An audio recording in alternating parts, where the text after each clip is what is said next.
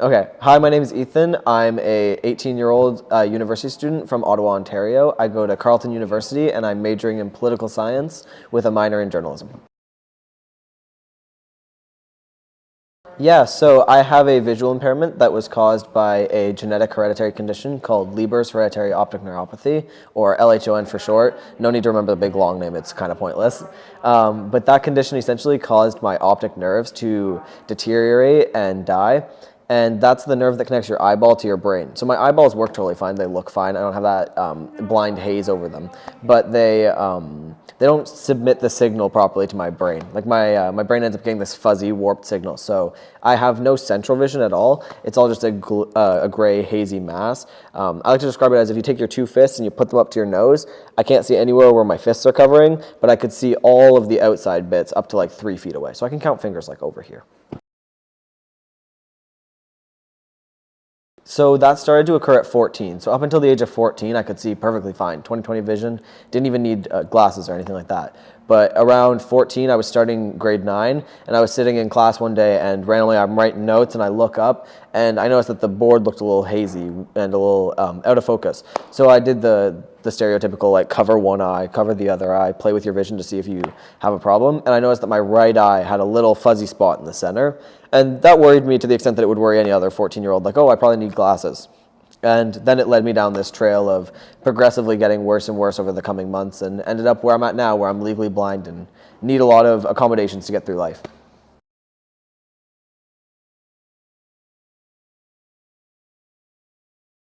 So I found that the first couple months were pretty aggressive going downwards. So I went from being able to still see if I was at the front of the classroom, where we just moved my desk up to the front and I could still see the board, to about 3-4 months later, I had to be taking pictures of everything that was far away to see it and could only see within like 6 feet. And then by a year from that, my vision probably plateaued out quite a bit. So I'd say the initial dump was within the first 4 months, and then by a year, it was close to done progressing.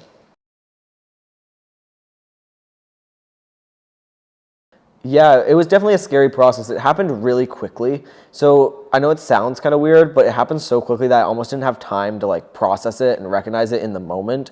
So I found a lot of those emotions were delayed and came like months to years later because everything happened so fast that I just got caught up in it. One of the scariest experiences though was I did end up in the hospital for 3 weeks and then kind of left the hospital and was given no answers as to how to figure out my life after that point. And the doctors just kind of said, you're blind now or legally blind now, figure out life. And that's where I found a lot of organizations like the CNIBI helpful in getting these tools to find a normal life again as a blind person.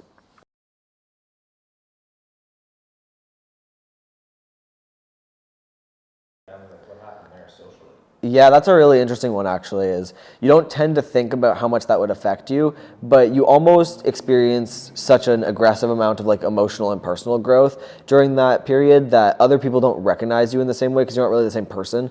And also having a disability, like other people need to change the way they behave to accommodate that disability. So it was really a struggle for a lot of people, especially people my age, so a lot of like my teenage friends and whatnot, which led to the point where I wanted to switch schools and just kind of find a new social environment. So that was definitely a struggle, but it also helped me find some personal growth and new social environments. So it was both a negative and a positive, but it's still a thing every day. I notice that the people around me are getting used to. Like every once in a while, one of my family members or friends will say something like, oh, I forget that you're even blind. So it's an everyday transition.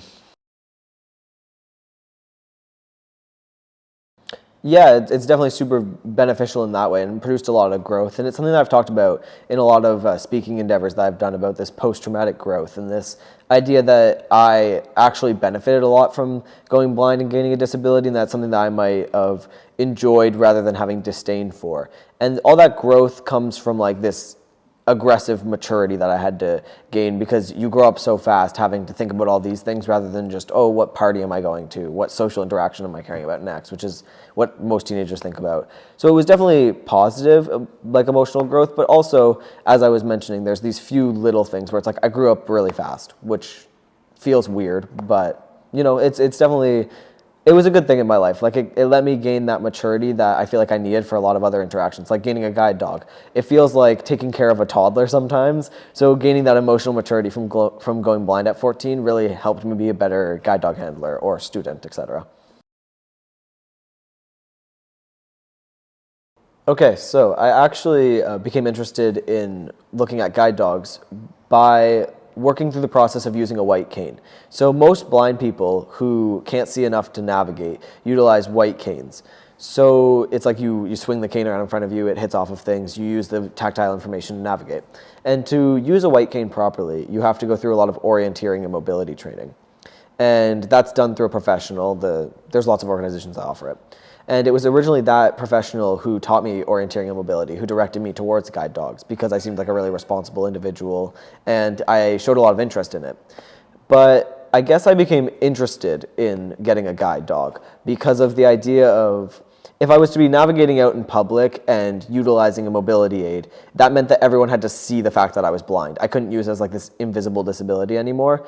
And dogs tend to be received a lot better than canes do. I know that's strange, but like people don't love white canes. They just kind of like look at you funny. Whereas everyone loves a dog in public, which isn't the attention that you want. But that was one of my factors that I was thinking about as like a 14, 15-year-old. And then additionally, I really wanted that gained independence and that increased ability to just kind of go do whatever I want that a guide dog brings. Having a white cane, you still feel scared and afraid to go and do basic human interactions. Like to go out into public and go to the mall, a white cane's kind of scary because navigating through the crowd becomes difficult and you don't want to hit people with your cane and things like that. So the dog just lets you go and live life more as a regular person, just kind of fitting into society, where the white cane requires a lot of effort and a lot of help from other people. The dog can kind of just walk through a crowd and navigate around all the people, or he can follow one of my friends through the mall, and it becomes a lot simpler. There's a lot less effort placed on me and a lot more effort picked up by him. He's like a fun little sidekick to have walking around with me, helping me get places.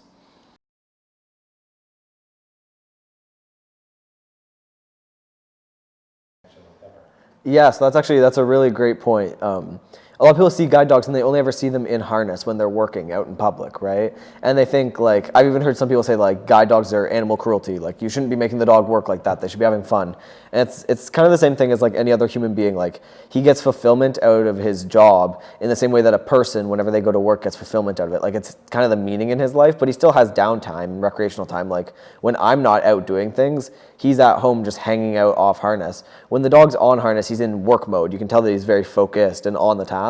But the second I take off his harness, he just starts to wiggle his butt and walk around like any other dog would. He's your stereotypical black lab golden retriever mix. He's bouncy and happy, loves to play tug of war, and has a whole big toy bin at my house. And like he's my regular pet dog whenever I'm not out and working. So it's kind of like me. It's however much I'm pushing myself that day is however much the dog's going to be pushing himself. We kind of work in tandem in that way. So he really is my best friend. We live our lives in unison.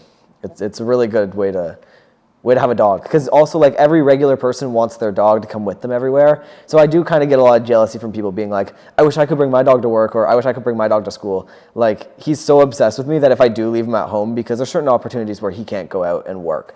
Like if there's no need for him to be working in a moment, we won't bring him. Like whenever I was moving my house, Pepper didn't need to come with me for every action to move boxes into the car. And he gets so upset whenever I leave that I come back and he's so happy. It's great.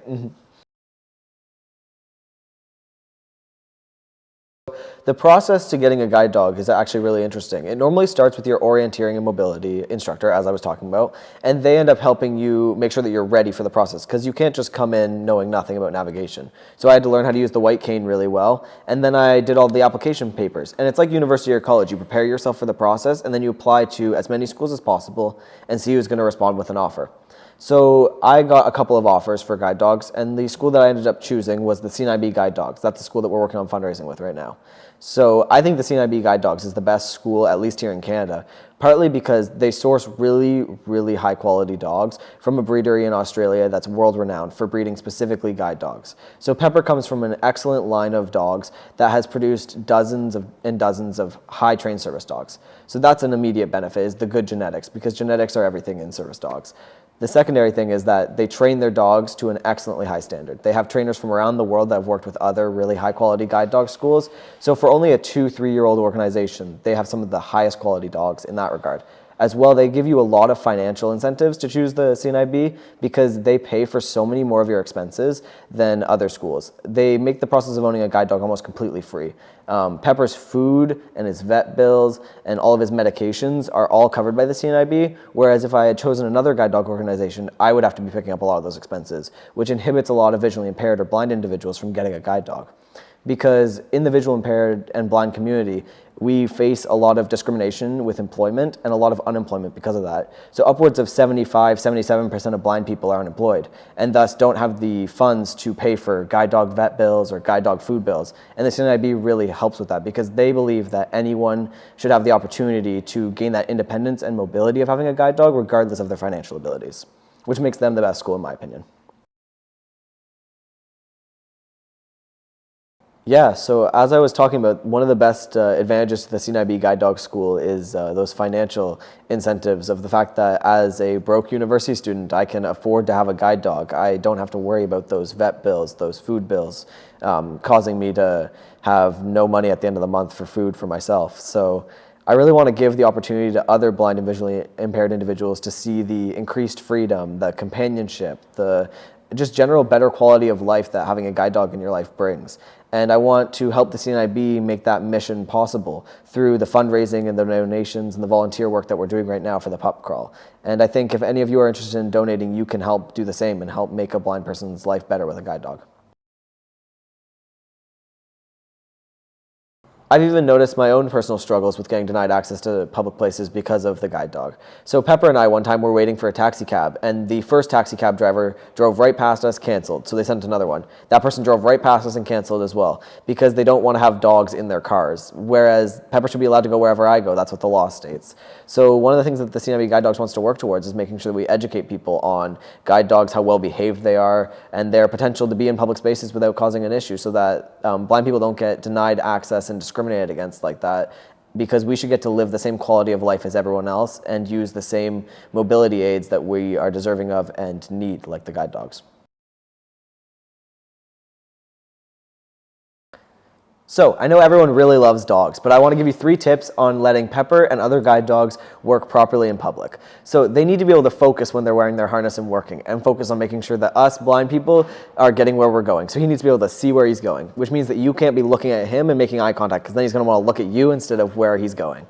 Number 2 is, even though he's super fluffy and nice, you don't want to be coming up and touching him, because that's going to distract him as well. Number 3, finally, is you can't be giving Pepper or any other guide dog food when they're in public. Pepper himself has allergies, so it would make him react anyways. But as his master, I'm the only one who should give him food to keep him nice and focused on the job. Don't worry though, whenever he's out in public working, he gets lots of treats as rewards for doing a good job. Good boy. Good boy. There you go. That's good. That's good. You're a good boy. You're a good boy.